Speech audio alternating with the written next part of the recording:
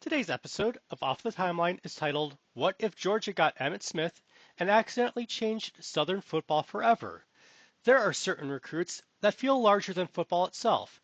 Not because recruiting rankings improved online, not because every game aired nationally, but because everybody in the South knew that recruit mattered. And the late 1980s, that recruit was Emmitt Smith. Now, in real life, Emmitt Smith played at Florida. He became a legend.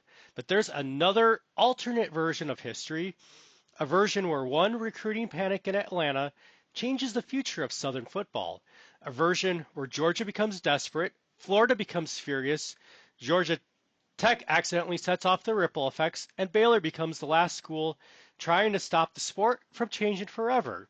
Because in this alternate history, Emmitt Smith chooses Georgia, and the South is never the same again. Now, first, let's set the table for the South before the change. To understand why this matters, you have to understand what Southern football felt like in the mid 80s. The SEC was powerful, but it was not the empire we knew today. The Southwest Conference still mattered, TV money hadn't fully taken off, and most programs still believed championships are won with defense, tailbacks, and field position.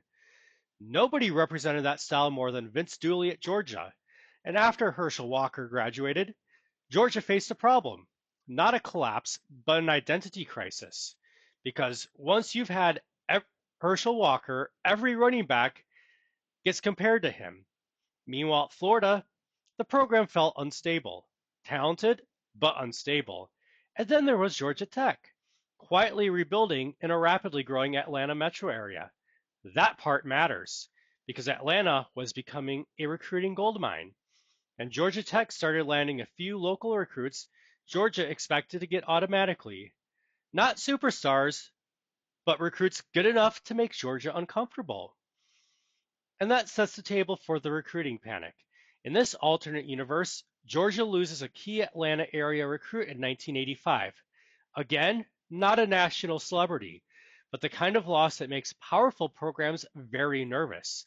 Suddenly, Georgia starts asking, what happens if Atlanta stops belonging to us? That fear changes everything. Georgia responds by expanding recruiting aggressively into Florida years earlier than expected, and eventually leads them to Emmitt Smith. Now, in real life, Florida always felt like the natural fit, but in this alternate history, Georgia sells Emmitt Smith on something emotional. Not money, not hype, but legacy. Georgia tells him, you're not just another great running back. They tell him, you're the next chapter after Herschel Walker. And then Georgia makes the move that changes history. They bring Herschel Walker into the recruiting process, just enough, and according to legend, Herschel tells Emmitt, you can spend your career chasing what I did, or you can come here and become what comes next. And somehow, it works. And that sets the table for Florida breaks, 1987. Shock across the South.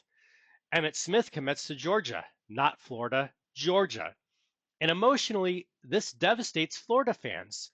Not because they lost a recruit, because they lost this recruit to their rival. And internally, Florida football starts splitting in half. The old guard wants patience and traditional SEC football. The younger guard wants innovation, aggression, change, because now Florida feels left behind. The emotional frustration becomes the hidden fuel behind the program's future. And that sets the table for Georgia's success and problem. At first, Georgia looks brilliant.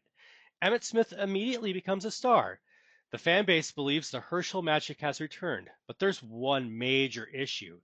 Georgia still thinks like an old football program. That becomes the downfall for them in this universe, because Georgia has modern talent inside a conservative system. Instead of unleashing Emmitt completely, they try recreating old SEC football. Ball control, power running, field position. Georgia does win games, but Florida starts evolving faster. And that sets the table for the Spurrier era changes everything. Just like in our universe, Steve Spurrier still comes to Florida in 1990. He is right on schedule, but emotionally, he inherits a completely different Florida program. Florida boosters don't want patience anymore. They want to get back. And Spurrier gives them exactly that: passing, aggression, and style.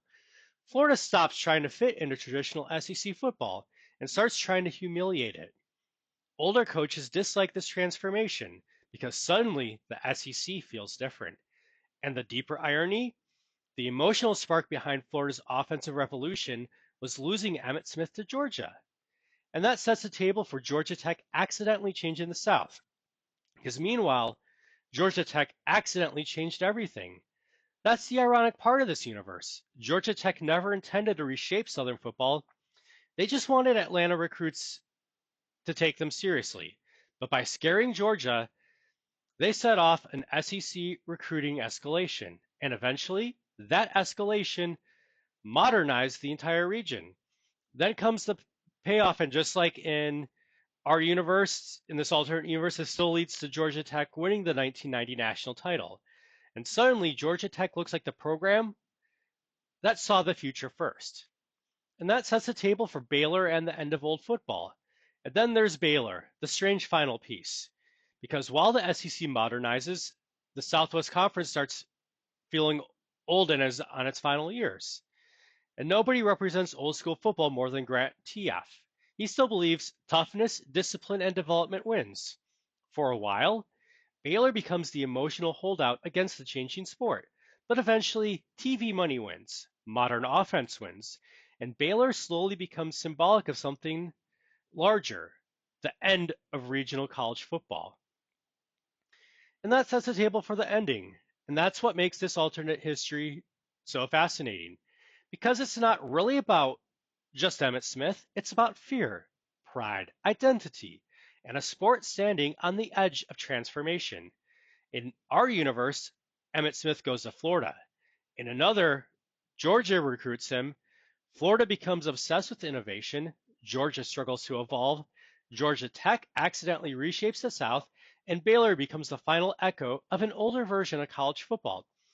And honestly, that's what makes college football alternate history so fascinating.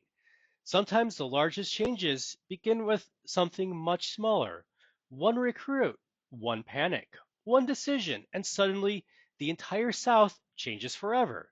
If you enjoy this college football alternate history, like, comment, and subscribe, and I will see you in the next timeline.